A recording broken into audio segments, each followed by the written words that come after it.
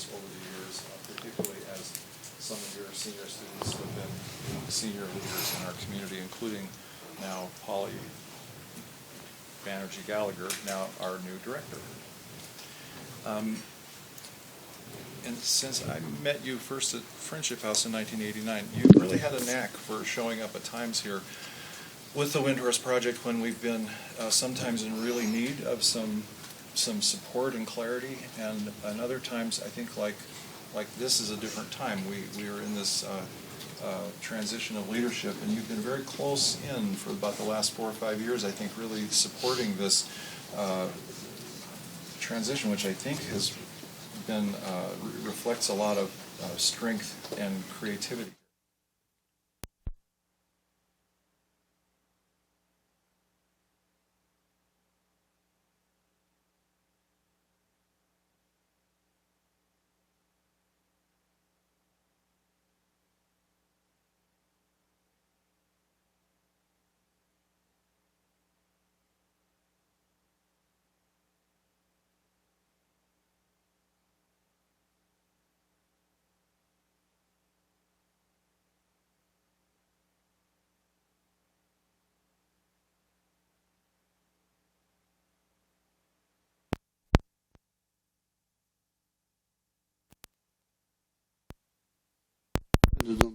Dzigar Kongtrul Rinpoche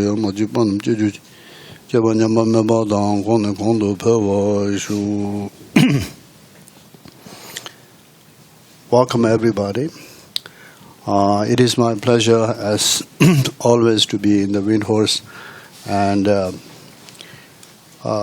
whatever little ways that I can actually be and help and influence the kind of a process of the development of the Windhorse, and particularly to try to bring a little bit more of the Dharma and the perspective of Dharma, and that of the kind of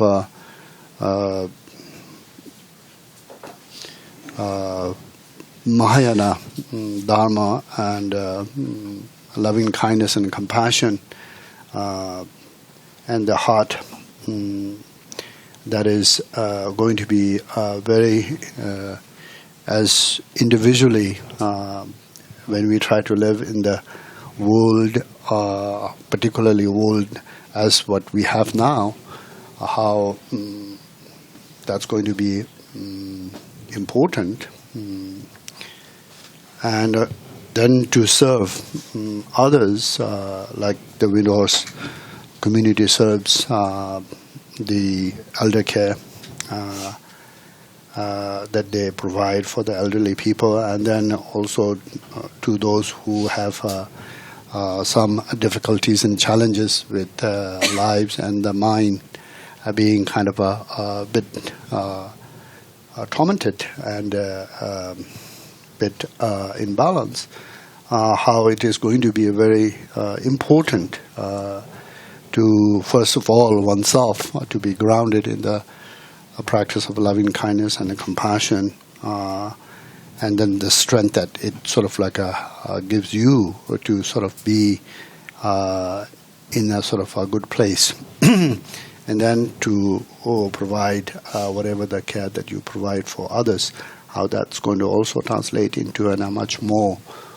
not just only a service to someone who needs the service, but rather a relation that is going to make much of a real, a greater impact and a greater, hopefully, impact that will allow both the clients and oneself to grow simultaneously, and find some really a deeper kind of meaning in one's work and in therefore one's life. So I think in that way, it's very great what you all do, and I'm not trying to flatter because the Windhorse is my friend, but I do really believe, I always believed in a sort of organization, and as well as services like what Windhorse provides to the world. We really need that kind of services in the world, as this world is really changing, and changing rapidly, changing rapidly in many ways.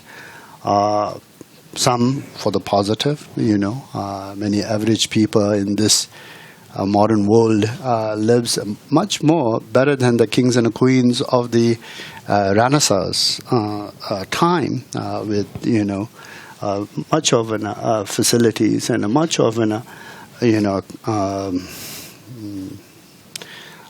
conditions to live well.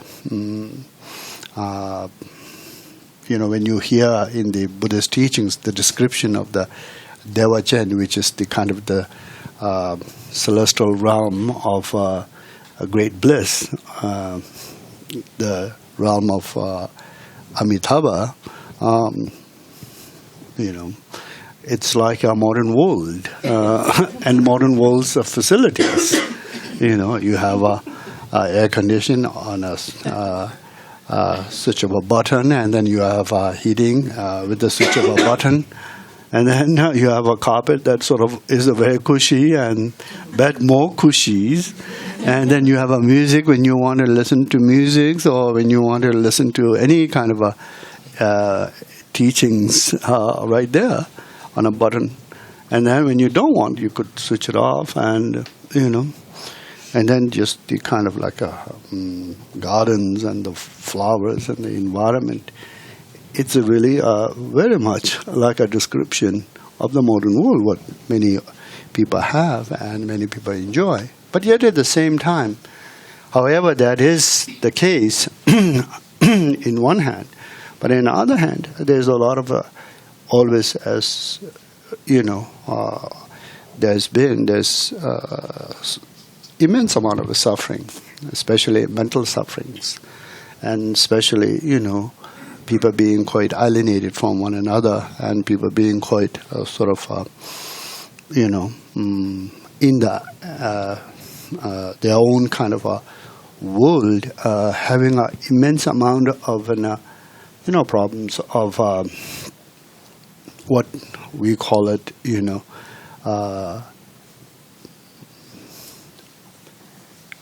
emotional breakdowns, emotional disturbance, emotional related lots of problems. And these problems, in one hand, when you look at it, is almost like I should not be there, because outwardly everything looks so good and so kind of well cared for and very much in one's disposal. But then inwardly, why there is this kind of suffering? That's because, this kind of a suffering comes from one's own mind. And the suffering that comes, or the pain and the disturbance that comes from one's mind, by mind itself being created, you cannot remedy that from the outside. To some extent, maybe you could remedy, but you cannot remedy that completely. It has to be remedied by mind. And since it is created by a mind, it has to be remedied by mind, not just kind of having very excellent facilities and excellent outward, conditions is not just going to do that. So what then creates the kind of sufferings in the mind, by the mind, is very clearly, one can actually, in many ways, trace one's own kind of a root of a suffering. If you are interested, if you're not interested, a green, delicious grass is going to be a very sort of appealing to a cow, but to a dog, it's not going to be at all appealing. However, appealing to one is not going to be appealing to others. So it's not going to be a universal. But, however, if you are interested, if you are interested to kind of trace one's own root of a suffering, one can, trace one's own root of a suffering. And, of course, it has to be coherent. It has to be, something that resonates with your own kind of innate intelligence and innate kind of understanding and capability to understand one's own mind and life and one's own experiences, so that it's not a dogma, so that it's not just a hearsay. So in that way, when we actually think about, Buddhism, though of course Buddhism is, a major religion in the world, and but in that way it's kind of a science. As many people have said, it is like a science. It's not really just, following some rules and following some guidelines without one's own kind of a participation of one's own innate intelligence. And then also examinations, and also finding the truth and the certitude from one's own experience. So, having said that, then the suffering that we all experience comes from self. Now, that sounds kind of a cliche, and when we say it comes from self, and the self therefore should be almost as in all the major religions, is kind of talked as in a sort of the villain, and self-sacrifice is a sort of like the acts of a hero, and therefore it's kind of morally to encourage oneself to self-sacrifice. We are not talking about that in the Buddhism when we actually talk about the self in that way. Of course, self is there. It's there since you are born, and from, of course, Buddhist and the believer's point of view, it's there before this life. Soon as actually you are born, you know how to actually. Unless some people, they say, in the Tibetan tradition, the tukus who have kind of supposedly have a very little pakcha, which is a habit, of the samsaric nature, don't know how to kind of like crawl towards the mother's chest and reach out for the breast, because supposedly the tukus don't have that kind of like a pakcha. But most of us know how to crawl up and reach out for the mother's breast and then nourish ourselves. So there is a self from the beginning in that way, and so from that point of view, we have the self, and the self needs to be cared, and caring for the self is not at all any kind of like a way wrong thing and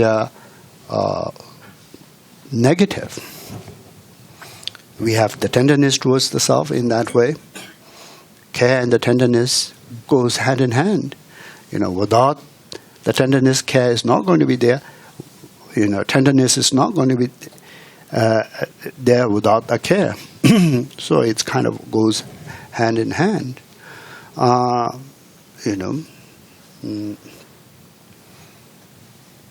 So caring for the self in that way is, I think, very, very important, and often it's kind of a misunderstood when we speak about ego and how important it is to realize the egolessness in the Buddhist teachings, as if like ego needs to be destroyed.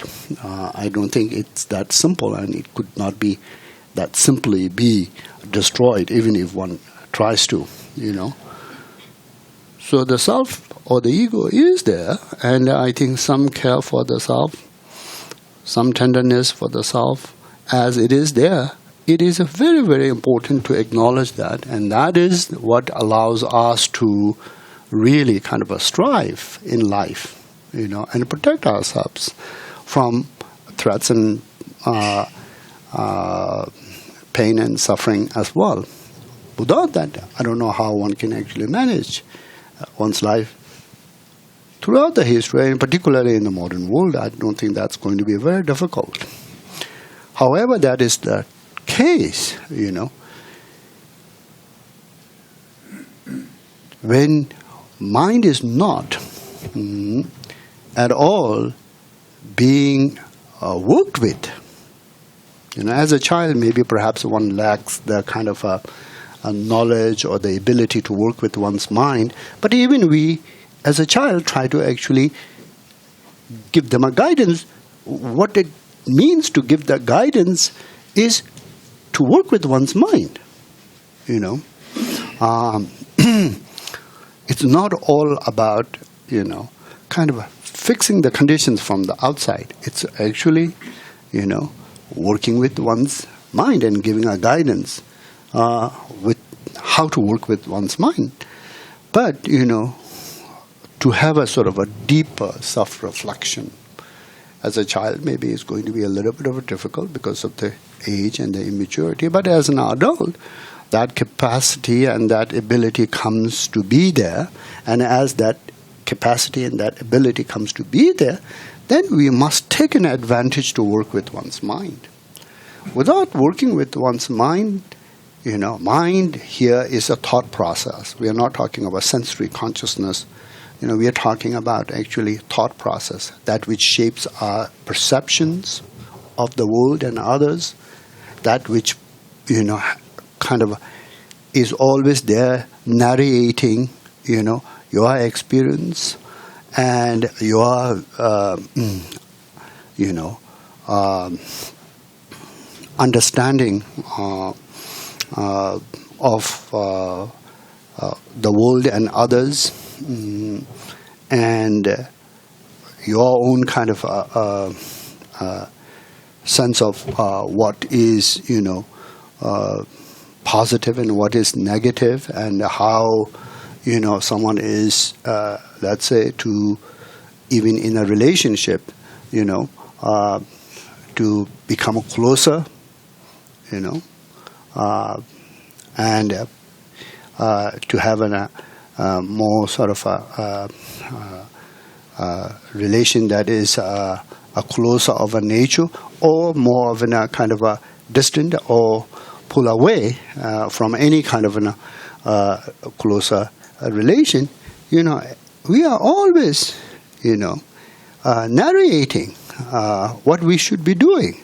That is the thought process, right? We call it the sixth consciousness because it comes after the sensory consciousness, five sensory consciousness. So that's the sixth consciousness, Now, sixth consciousness, the thought process, that is always sort of making a commentary and commenting on your experiences and everything that happens in your life, also brings forth the emotions, So the emotions are more like in the Western psychology, it's a very different, but from the Buddhist psychology point of view, we are talking, it's like a, byproduct of the thought process. Primary emotions are there, the seeds or the kind of potential is there, but what activates it to come up in the surface is going to be the thought process, It's going to be the thought process. So I always say, from the Buddhist teachings point of view, thought processes are like the fire, and the emotions are like the smoke. They are very related, Tele Tezung means from one the other comes, and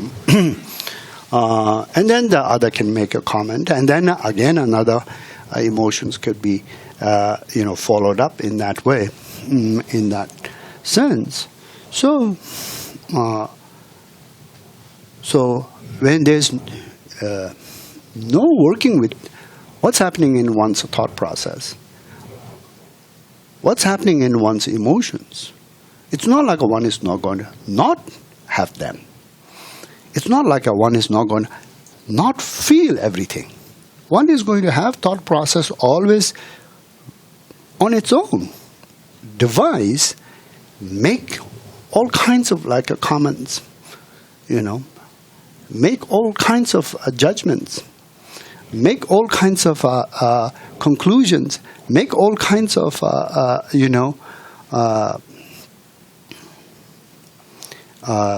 storylines that one can actually take it to be true and real. And the emotions can follow that. Now, when emotions can follow that, then there's the kind of feelings that is there in the emotions, as we all know, And so this, in the feelings, in the Buddhist teachings, we have the physical feelings. Like if somebody, hits you on your knee and you're going to feel the pain in the knee, that's a physical, feeling. It comes from being hit on your knee, and therefore, you are feeling the pain in the knee. Now, in the mind, what sort of randomly, what one comes to sort of do with one's own thought process, what emotions that follows that is called a yitzor. It has nothing to do with the physical. It has nothing to do. No one is hitting you when you are feeling actually upset about something that you didn't, get or what you wanted to get. No one is hitting you physically, but pain is there. What kind of a pain is there? It's a, yitzoro, or emotionally you are feeling the pain. Or you get something what you don't want, and then therefore you are upset. No one is hitting you physically, but there's a pain there. What kind of pain is that? That is yitzor, emotional pain of feeling pain. So these are all produced in the mind. Which one is more powerful? Seemingly, if somebody actually hits you, it's going to be seemingly a much more sort of violation and kind of a painful experience, But human beings can endure a lot of physical pain, We see people enduring a lot of physical pain if they want to endure, like people climbing up Mount Everest, and death is, being, every year piling up in high numbers. Not only that there is the physical pain of climbing up the mountain, but immense risk, and people take that with a great joy, do climb the Mount Everest or any other, mountains or any other kind of sports. Physically, putting yourself through in that way with such a kind of a strong zeal and having any kind of a worked out experience afterwards, and whatever the kind of a satisfaction that one gets out of that, one actually can, feel immense a pleasure, But when it comes to pain that is created by mind, that you are somewhat self-aware, somewhat you are not self-aware. For example, when you are actually in a crowd like this, presenting your whatever the kind of, thoughts and view, you could be, as I maybe perhaps, feel insecure whether somebody is actually understanding what you're saying or not understanding what you're saying, and all what you're saying is actually nothing but bullshit, And then, with just that very small kind of, insecure riti or feeling of, bubbling up, that comes from one's own kind of a, low self-esteem or lack of confidence or many number, of a cause and conditions that is like, I don't know many of these people, and I think these people look very actually serious, while I'm trying to be funny, and it's not working, and then you could feel more worse and worse in your insecurity, and in that way, one can actually spin off, one can spin off and not know where you begin your, this kind of like, spin off, where it could be ended, and what's really happening, one can have all the experiences, but not know. Not knowing is in a big suffering. When it comes to mind and emotions, not knowing how to relate. When lots and lots of things are happening and not knowing how to relate with one's own mind, with a certain kind of like a formula or a certain kind of like, ways to work, If we have certain kind of formula and ways to work with it, we know. Maybe perhaps the habit is too strong that you cannot resist, nonetheless, to kind of follow the pattern. But knowing itself really helps. Knowing itself really helps to at least, start to do something with one's mind. Start to actually, have a more kind of self-awareness as where you should begin, and how you could begin that. So therefore, the hearing wisdom in that way is a really very, very powerful, very, very powerful. So of the two, which one is going to be the more, challenging, more challenging, kind of in a pain, physical pain and the mental pain? It's going to be the mental pain, What is produced in the mind is going to be much, much, challenging.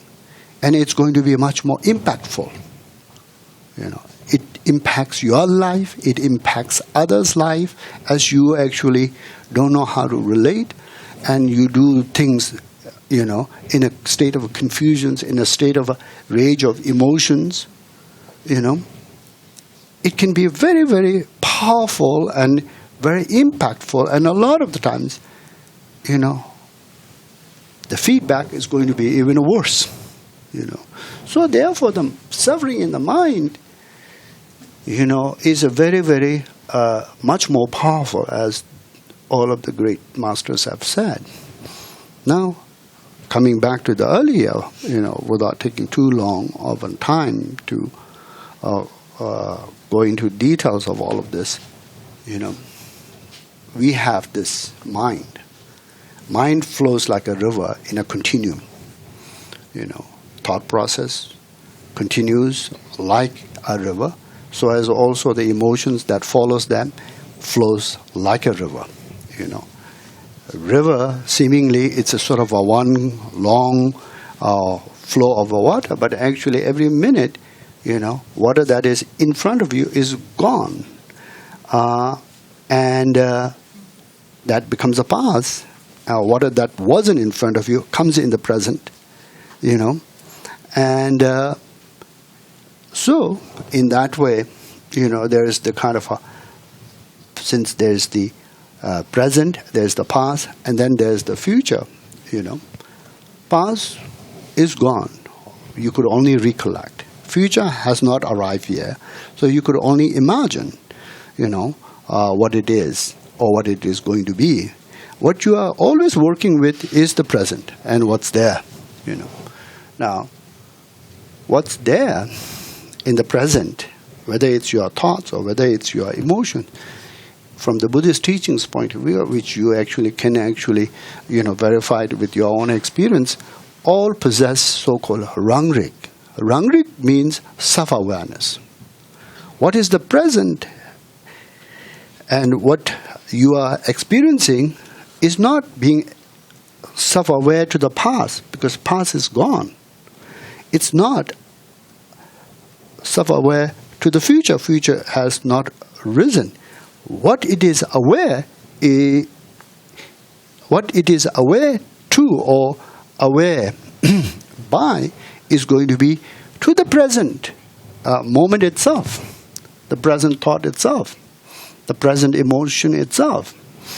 So every consciousness that is in the present has the ability to be self-aware. So in that way, you know what you are experiencing.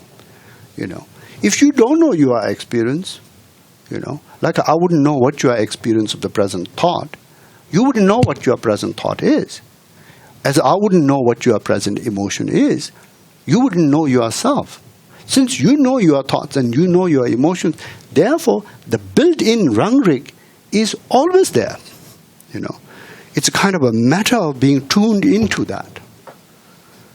If you are not tuned into, if you are more distracted and going out with the sensory consciousness and always being engaged, that ability sort of dulls itself out, though it's there. So you are not going to be sort of so self-aware, even though some of the self-awareness is there, and that's how you are always, later recollect, or even in the present moment, you could be more tuned into, But the point is, the rangrik allows all experiences. Rangrik is the kind of the self-awareness, is the kind of a chemistry to have human beings or sentient beings experience that is to the individual. One can actually be self-aware and therefore to know. Without that, we are going to be like a machines. Computers do a lot of functioning of mind, but computer doesn't have a self-awareness. Since we have the self-awareness, therefore we know our own experiences. If we tuned in, but the tuning in doesn't create that. Tuning in only helps to become much more clear and clear. Now, because of that, then from that point of view, if we actually self-reflect, in a sort of more quiet and more, kind of removed from the sensory stimulations every day, for 5 to 10 minutes, to be self-aware with a kind of a caution, what's happening to myself, what's happening in my mind, what kind of a thought process am I having, what kind of an emotions am I being engaged at this point, how much I'm feeling, what sort of feeling I'm feeling. Is it a kind of a painful, more sort of a, in the line of being disturbed and pain, or in the more line of being peaceful and some level of peace comes with a bliss. If you tune in with oneself, because you have the mind, and the mind is built with the rangrik, and then if you tune in with yourself, there's going to be a lot of information that one can automatically, know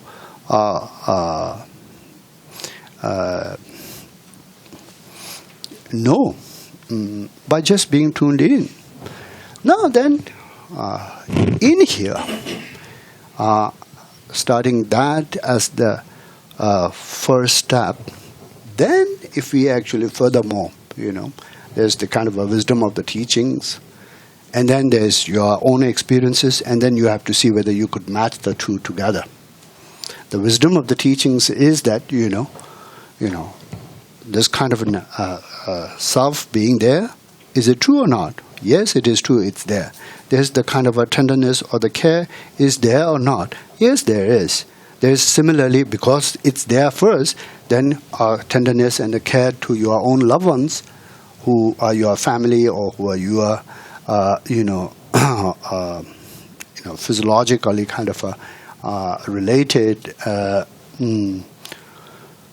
objects of your loved ones. Is there, similar to what you have for yourself?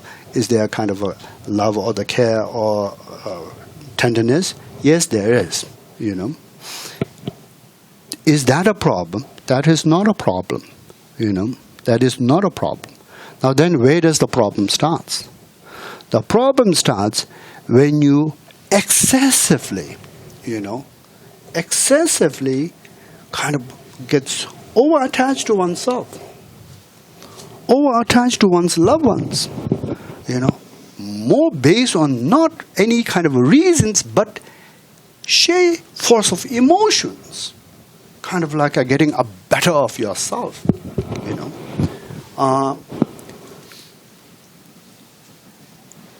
What does that do? That makes you forget your surroundings. That makes you forget others who are not in that world of your affections, world of your care, world of your beholding with your tender mind and tender heart. Not only that you forget, but because of the excessive attachments that one develops for oneself and for one's loved ones, you could almost dispense them. Their well-being, their actually conditions of well-being being almost treated as a not importance. Only yours and your loved ones' conditions. Only you and your loved ones' happiness is important. So even actually, if in chance you have to do something to actually, to secure your happiness and to secure your loved one's happiness, to hurt others, one might actually not think too much of it. That's when it actually becomes excessive.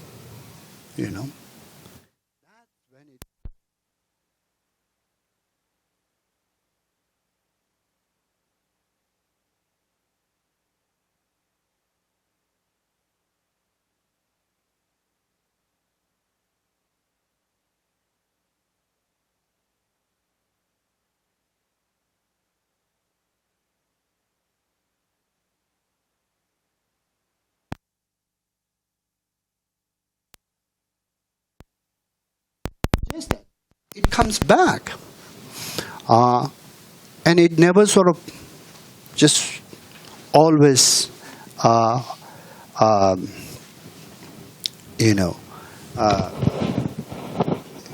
is going to be, simple, and simply kind of go away without any kind of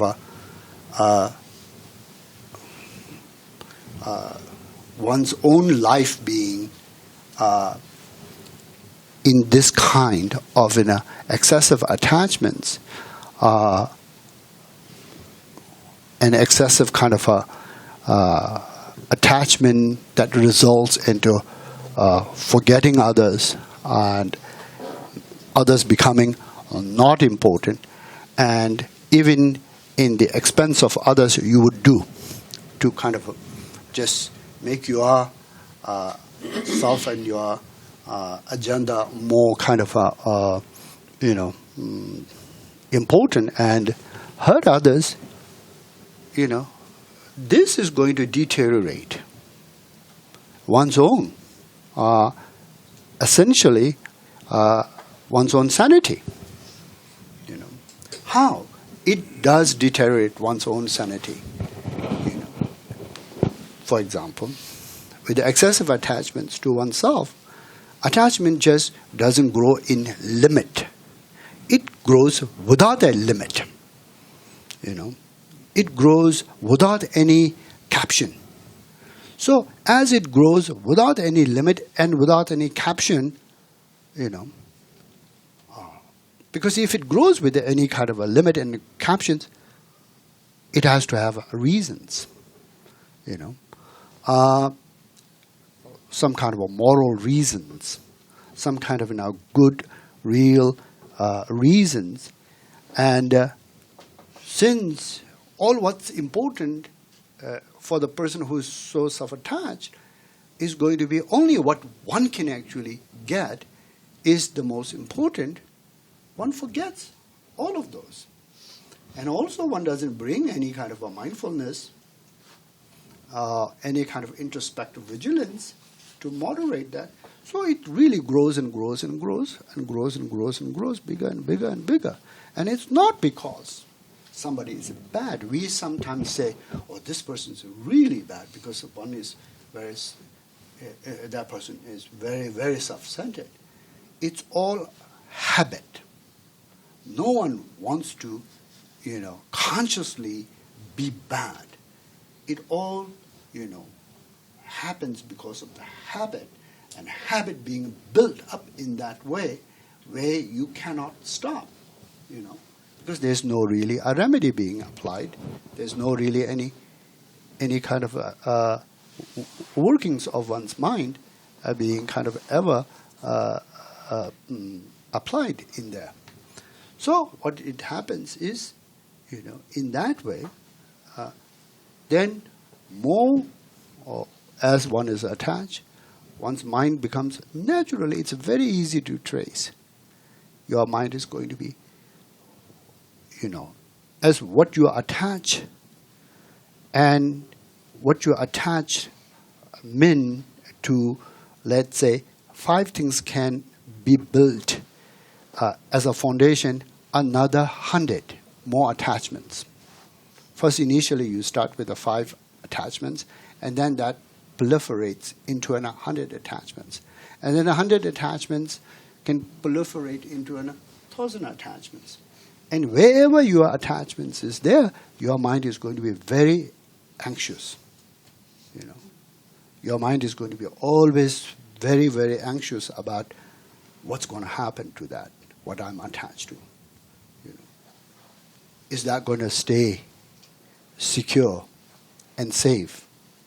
You know, or it's going to go away, or somebody is going to do something, you know, to destroy that, or, you know, damage that, or is anything going to happen, you know, for that to sort of be not, you know, there in one's life and mind to cherish. Anxiousness is a byproduct of attachments in that way, you know. So as mind gets more anxious, you know, mind will work with a lot of scenarios of worries. And you cannot stop worries sort of, you know, coming up, and, you know, worries sort of being proliferated as long as anxiousness is there. Anxiousness root is attachments. Attachments root is self, you know, being the kind of center of it. And attachments being built around the self, you know, excessively in that way. Then also attachment, once it's there, you know, if there is any threat to anything that you are attached to, you know, like if it's a nature that threats, maybe you're not going to get angry at nature. But if it is not a nature, and if there's someone or somebody you think is a threat to things that you are attached to or yourself, you're going to feel naturally provoked, and then get angry, and then aggressive, and try to eliminate them. So,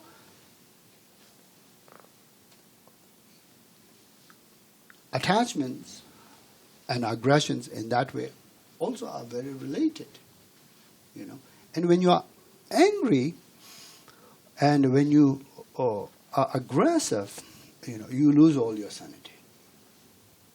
Even little ounce of sanity what one has, one loses. Also in the anger, there's a lot of projections that goes out, and a lot of some great psychologist, His Holiness Dalai Lama always quotes American psychologist said, who has been working with some mental institution where a lot of people with a tremendous anger problem. He said something like 95 or even up to a 99 point, when you are angry, is your own projection that you are reacting. So, this all happens because one's mind is not clear. This all happens in the state of mind that is not clear, and one doesn't have a perspective as what's happening in one's mind and one's emotions. That we call it in the Buddhist teachings Timuk. Timuk means deep mental fog. So attachments and aggressions, is as in a sort of, primary emotions. Then jealousy as an extension of aggression, and arrogance as an extension of attachment. These four emotions are more rougher of an emotions, more grosser of emotions. More subtle emotions, which is the kind of like, as a head is the base, we have the organs of the eyes and the ears and the nose and the tongue, based on the head, based on the head. Arya Deva has stated all these four rougher, the grosser emotions that we have as a sort of attachment, aggression, and jealousy and pride, they are all actually basically byproduct of the deep mental fog. Unclear state of mind, confused state of mind that doesn't have any kind of self poise and perspective as what's happening. It's happening kind of on its own device, so to speak. So this is, the kind of the problem, the essential problem, essential problem that the world faces throughout the histories of mankind. And particularly in the modern world, in the modern time. Almost there's an encouragement to sort of be lost in them. Lost in them, how? Because this kind of like emphasis, you are the most important, right? Your needs are the most important. And, who cares? As long as, you take care of yourself and you know how to take care of yourself. As long as your passion, your drive could be served and met its goal, What is the consequences of that? Who cares?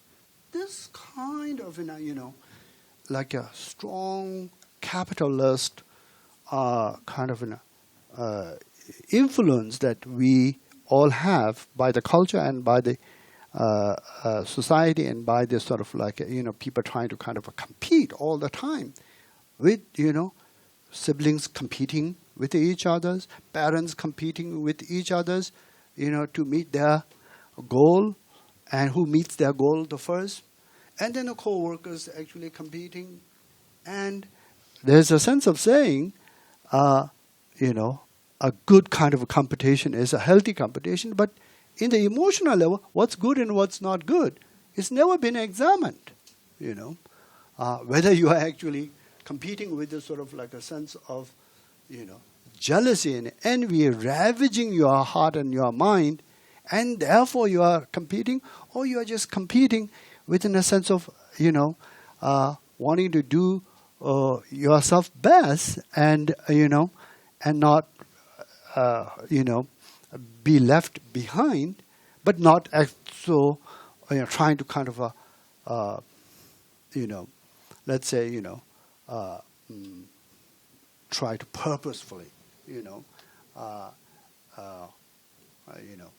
go ahead of someone and seeing someone as a threat. This kind of if you have a control of a mind, you're already quite self-aware and know how to work with your mind. Since one doesn't have that kind of a self-awareness and self-control in that way, most of the competitions really starts from self and attachment and some form of aggression, and then the jealousy, and then the envy, and it's in that way always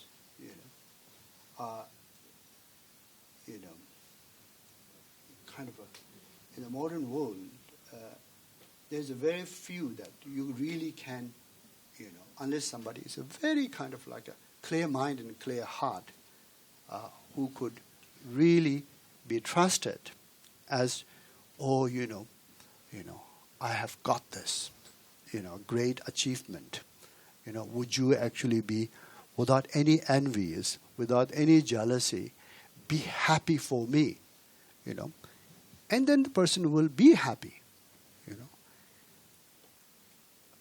I mean, if person knows without any sense of envy and jealousy, or any kind of a seed of envy or jealousy kind of a bubbling up in one's heart, just truly be happy, right? On behalf of someone's achievement, it's going to be a very sane person. It's going to be a mother, with one's love for child, one can be that way. Otherwise, it's kind of like very rare cases, and therefore people always try to, many times, hide their accomplishments, and not actually want to kind of, share with others. But that's the side. But what I'm saying is, throughout the history of the mankind, emotions of this nature is what the kind of as the Shantideva has stated, has brought the world to pitfalls. There's no force greater than this kind of negative emotions, negative states that has brought the mankind to repeatedly in sufferings. Right? Now what's the remedy? What's the remedy? The remedy is we are not just only born with this. We have a potential. And the potential is that very tenderness you are capable for yourself and for your loved ones, that you could actually feel in your mind and heart. Being not exclusively to keep it for oneself and one's loved ones, but rather share that with a larger audience. Larger audience would be, humanity at the best. And if you cannot actually share that with all of the humanity, you can share with your own personal world and who is in your personal world. Now, in this case, we all have our own field of, where we actually interact with others. Our own parents, our own children, our own, siblings, our own relatives, our own friends, our own co-workers. That is our field. Field meaning where actually we are actively engaged. Where we could make a difference to others, where others make a difference to you as what you actually go through and what you experience in life. If it goes well, it's a win-win situation. If it doesn't go well, it's going to be not only suffering, for others, you're going to be suffering too. So, if one cannot reach out to the larger world as the humanity itself, you must try to actually develop that kind of a tender mind and tender heart to those who are in your world. That we call it karmically is placed in your world. You have a natural kind of a responsibility or give and take and bond. Some bond is there already. Arranged. Mysteriously. And we call that karma. So when you actually open your heart to any one of them, how do you do it? You don't open your heart and mind to them as in a sort of like extension of your ego. You relate to them as in another individual living beings who are externally, however, different, and you have a different bodies and different sex or different sexual preferences or they are older or younger, or they are richer or poor, or they are from the different culture or different background or different whatsoever. You don't focus on the differences. You focus on there is a living being. That's what you focus. And as a living being, what actually we all share is we all aspire to be happy. There's no differences, in the internal life of everyone. Everyone aspires to be happy,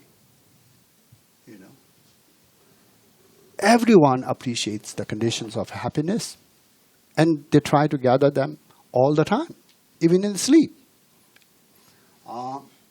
We can every night see that for ourselves.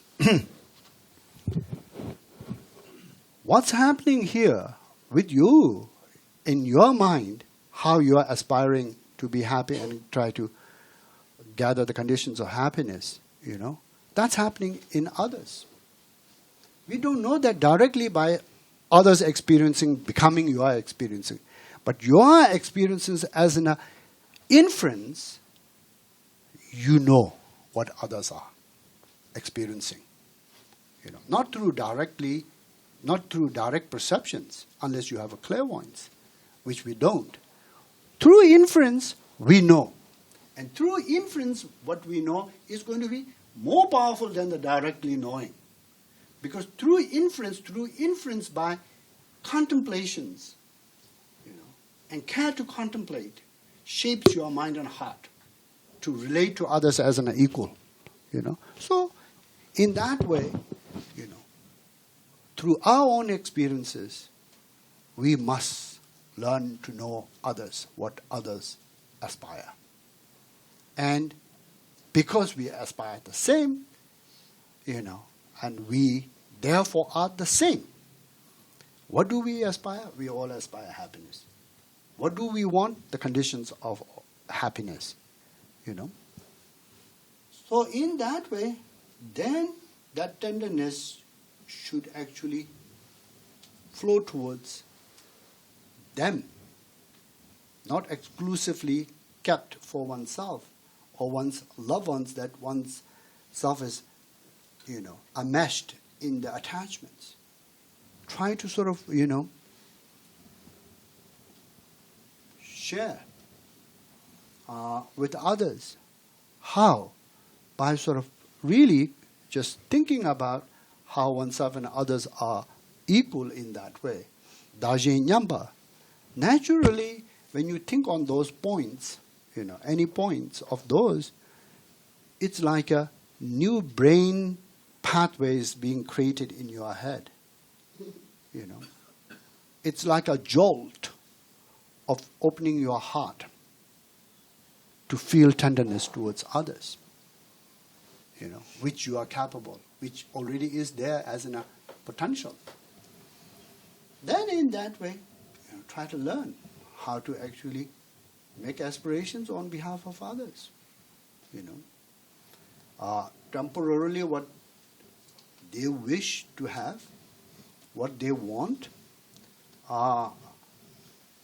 what they are working so hard, which is so hard to achieve, if you could spend any time making same aspirations what they have for themselves on behalf of others, it has to come from your tender heart. It comes from your tender heart. Acknowledging them as your,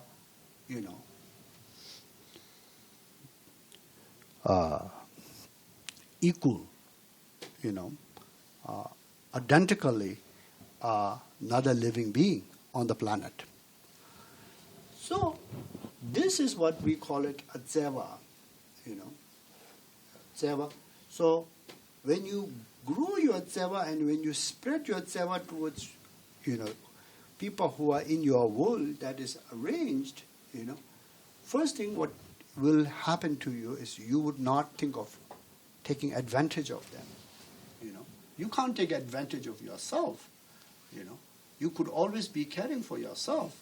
So it's like that. Then when you are caring for others in that way and relating with others from your dzeva, you cannot be thinking of taking advantage of them for yourself. That just would not, you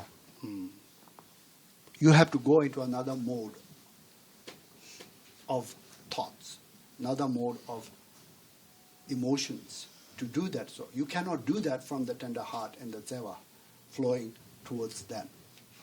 So when you don't take advantage of others, you're not going to be hurting them.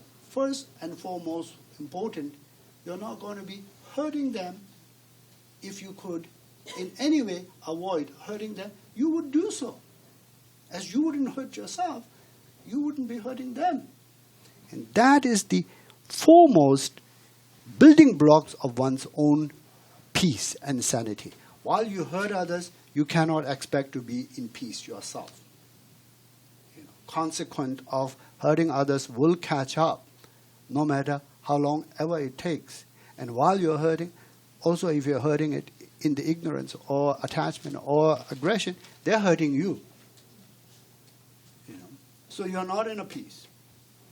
So when you don't hurt others, that becomes the foundation of your own building blocks of a sanity and peace.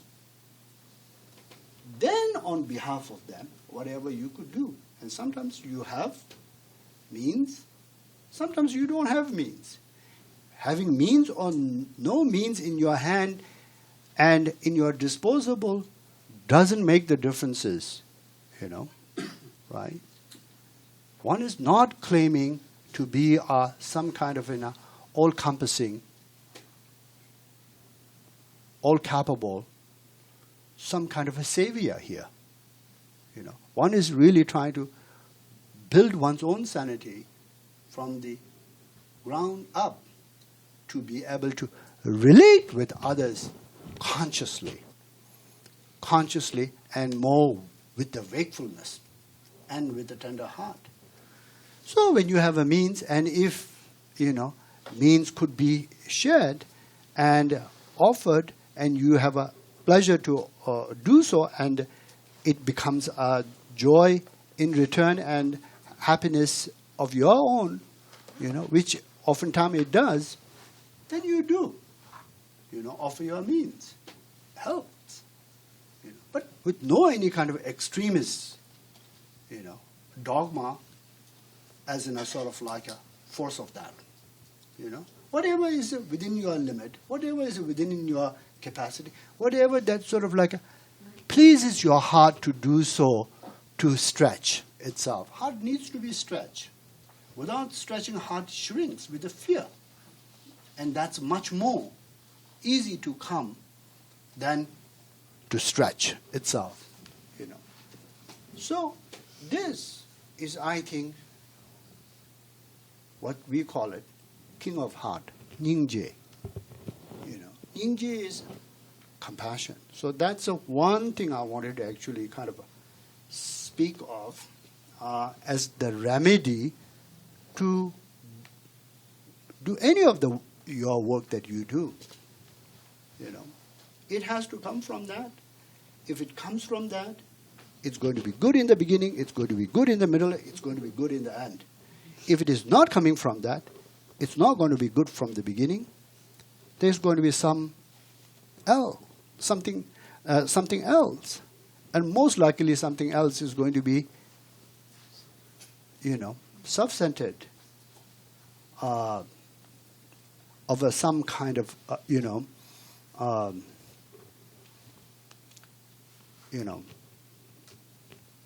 gain for oneself. Or just, if not that, it would be sort of a kind of a feeling responsible because you're working here and you're being paid to do the work.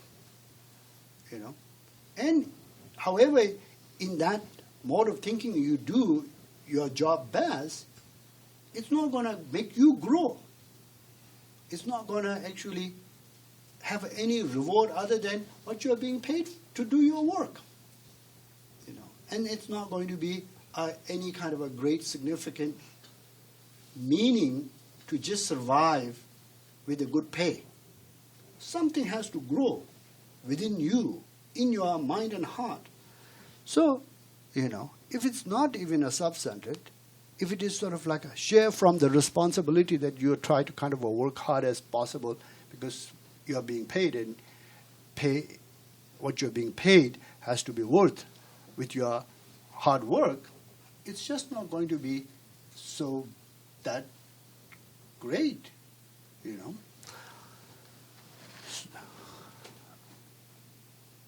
So, in this other way, if you actually come from the King of Hearts, Nyingje, it's going to be good in the beginning, good in the middle, good in the end. There's a lot of room for oneself to learn about oneself in one's own field. How one can actually do better and better to serve others, but meanwhile in serving others, grow yourself. Find meaning in one's life.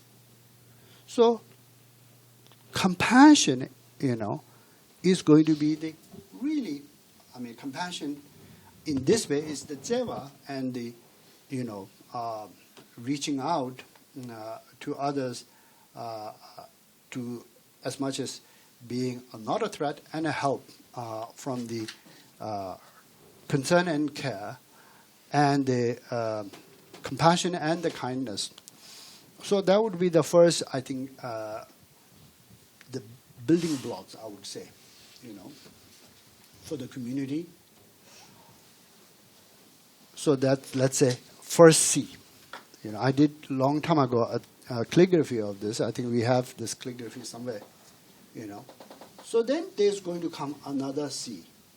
That's going to be, corporations.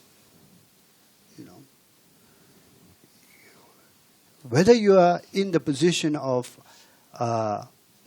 leadership or whether you are in the position of following who is your leader that sort of leads you, or your co-workers who are equal to you, there has to be some flexibility to actually listen,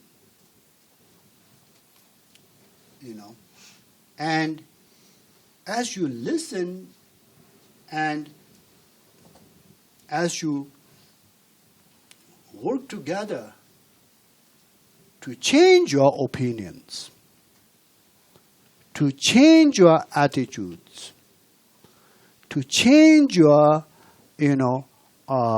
ways of working, to change your, ways of how you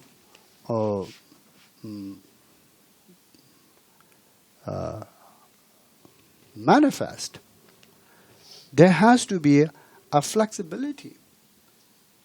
If everyone sticks to their gun, especially the people who are in the leadership, they try to stick to their gun because they feel like, they're in a leadership position and it's your right to stick to your gun and you have to be a strong leader, and the strong leader actually sticks to their gun, it's not going to go well. Go well. So there has to be, a flexibility. And what is the basis of the change that must inspire you is who has the best knowledge, best formula, best coherent, pathway to achieve one's objective goal. Not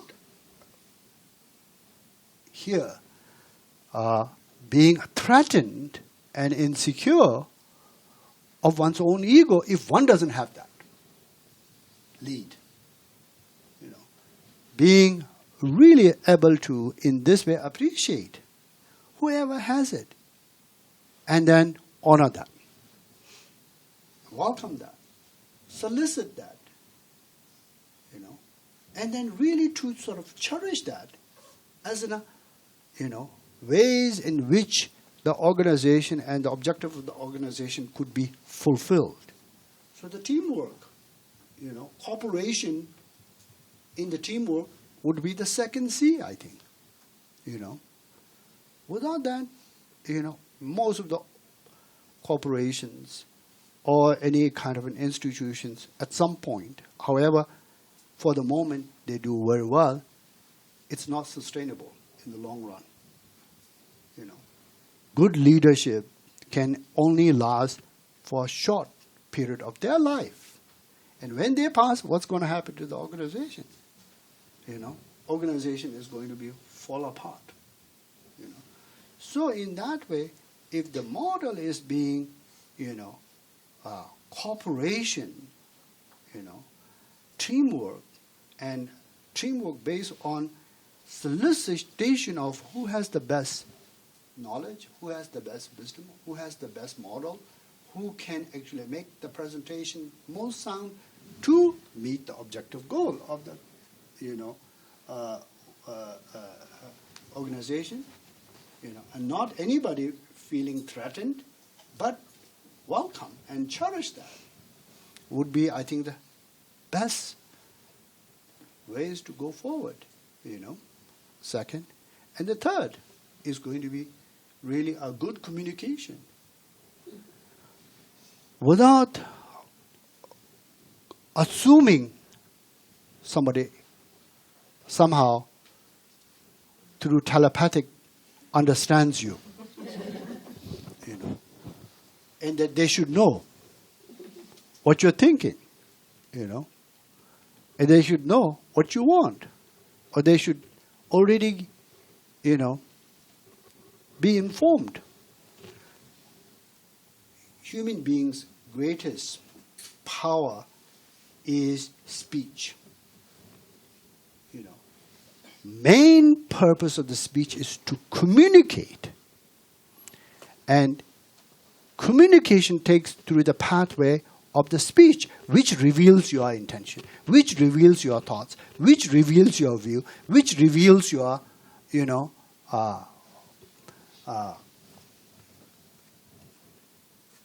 mind and emotions. And in this case, in the work, which reveals your, intention and wisdom and the skillful means. So always trying to, rather than being kind of somewhat lazy in the communication, try to communicate and patiently communicate, and even need to be communicate over and over and over, rather than being somewhat tired of communicating, And then in doing so, also with the communications, do it with the 3 faultless communication. What are the 3 faults? Not with putting down anyone. First, most importantly, even somebody has flaws and somebody speaks with the flaws, not putting it down is the first.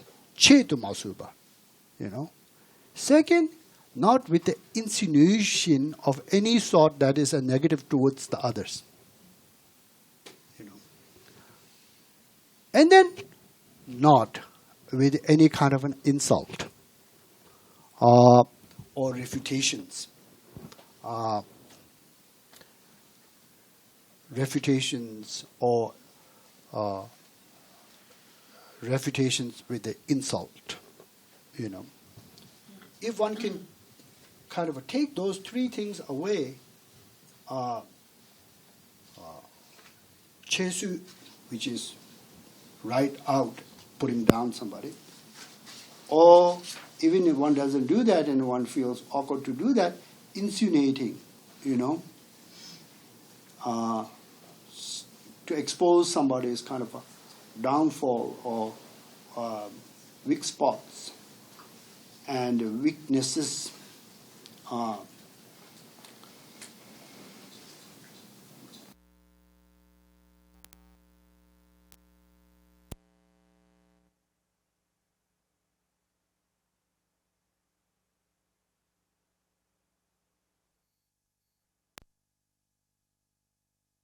To refute others with the kind of insults. If a speech can be free from chedumasuba, sunminjinba, surzapangwa, if you could be free of those 3, naturally the speech becomes a kinder and a gentler and much more of a saner, and to the point, and also to the kind of objective goal what you need to achieve. And then, you could add with that certain kind of, acknowledgements of others, as well as also praise of others, and also, a great a deal of an appreciation for others' work. And then still, in the end, see, what and what needs to be done, and to do that, who has the best idea? Who has the best idea? Who has the best, knowledge? Who has the best wisdom? Whose model of either individually or collectively you could come up together to achieve the objective goal. It all has to be sorted out in the pathway of the speech, not being somehow clubby with one another, and making alliances within the small community to exclude others, and making some kind of attempts to sort of, have your favorable people and your unfavorable people in the kind of like a small community that has to kind of live together, and that has to work together, and that has to all move together forward, So leadership's position and everyone to actually think about is, I would think, the 3 C's. The first, the compassion, starts with the letter C. Second, the cooperation, starts with the letter C. And third, the communication with the letter C. So with these 3 C's, if you operate, especially they are all related, and first one, the most important, to build everything, and especially the second two, then there has to be a joy. As I was saying yesterday, and I would like to repeat this kind of work that people are doing to serve, others, where it's very demanding and very taxing to yourself and your mind and emotions, and to your family, also who actually, is related to you, you are very vulnerable to be burnt out and run your gas very soon. The way to kind of not be burnt out, or way one can actually be sustained in this work, is how much you take a pleasure in this work, how much you generate from your own side a joy to be engaged in this work.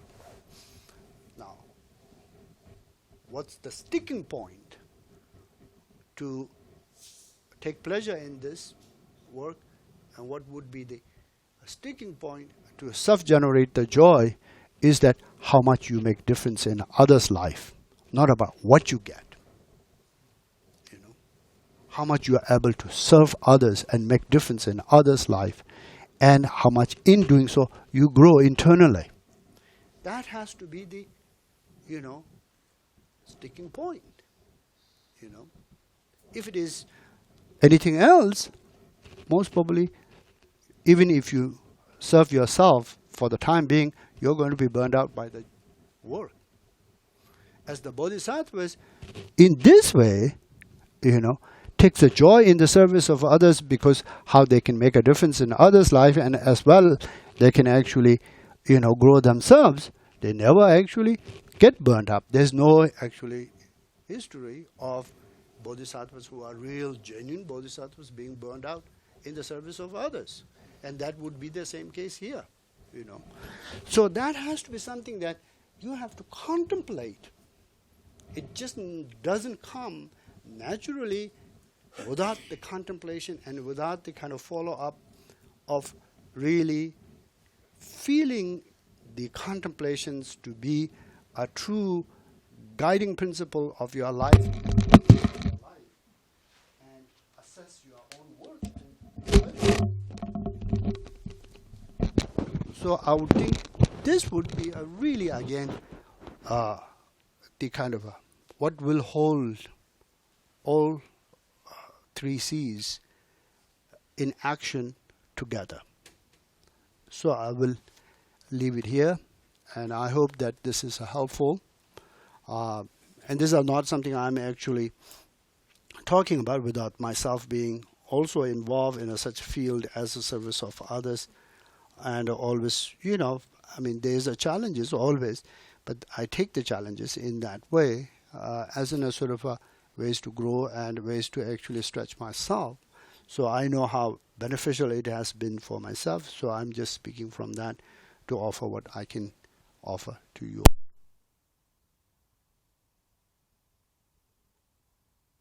Thank you so much, Rinpoche. You're welcome. I wanted to make this offering on behalf of the community. Which I just wanted to say thank you for being with us. It's so wonderful that every time we make a request for you to come teach us, you show up, Rinpoche. You always respond. And I feel so touched by that, because you've been here a few times, and every single time, it's like, it feels like this point of connection, not just with you, but we also get to connect with each other.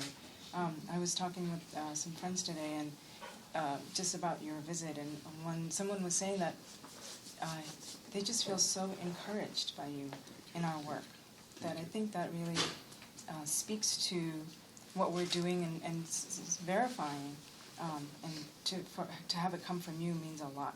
So there's this level of encouragement and care that you bring to us every single time, and I think that really sustains us so much. And I mean, today what you offered, just from the perspective of how we work with our own minds, and then also as our community is changing and transitioning, what you just offered with even the 3 C's, Rinpoche, I hope that we can collaborate in that way too, all of us.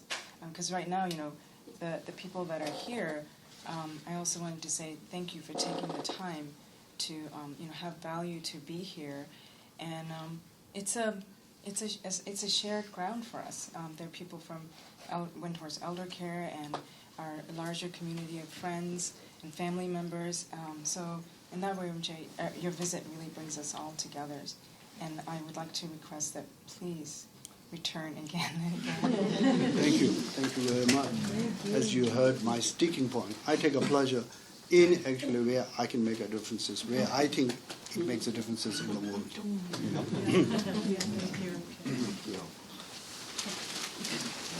There's one piece right here.